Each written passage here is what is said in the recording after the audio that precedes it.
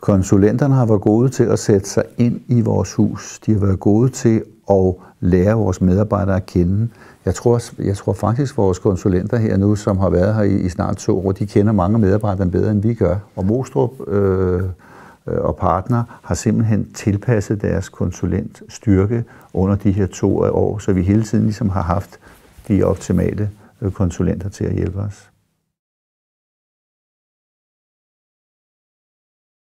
Og styrken ved Anders Mostrup, det er, at han lytter til os.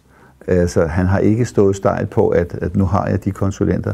Hvis vi har haft noget, vi skulle udvikle, noget vi skulle drøfte, noget vi skulle justere, så har han lyttet til os, og så har der kommet et par andre konsulenter på banen her undervejs. Så Anders er meget lydhør. Anders' stil er... Anders er jo militærmand, men med den rette empati. Jeg ved ikke, om de vil kunne lide at høre det inden for militæret, men Anders har den, han fylder i rummet.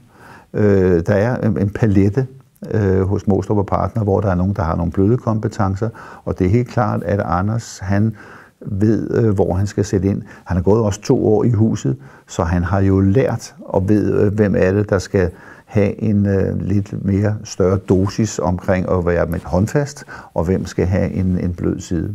I sådan et forløb her, der har vi jo haft hele tiden opfølgningsmøder, og vi har hele tiden justeret. Anders har lavet månedrapporter, vi har haft møder, og vi har kunnet justere i det.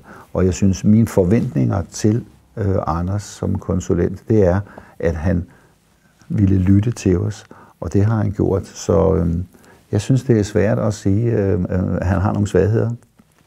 Det han er god til, altså han er god til at kombinere noget teori og så noget praktisk. Altså de er gode til, måske kvad flere af konsulenternes baggrund med militæret, så er de gode til at kombinere nogle øvelser ude i det fri, gerne ude i det fri, sådan så at det bedste, og sådan har jeg det selv, det tror jeg, der er mange, der har, at man får noget teoretisk indlæring, man øver sig lidt på det, og så kan man gå ud og få det visualiseret ved at prøve at lave nogle praktiske opgaver, som beviser, at man får altså mere ud af at være et team, end at sidde og nørkle med sine egne opgaver og måske gå i stå.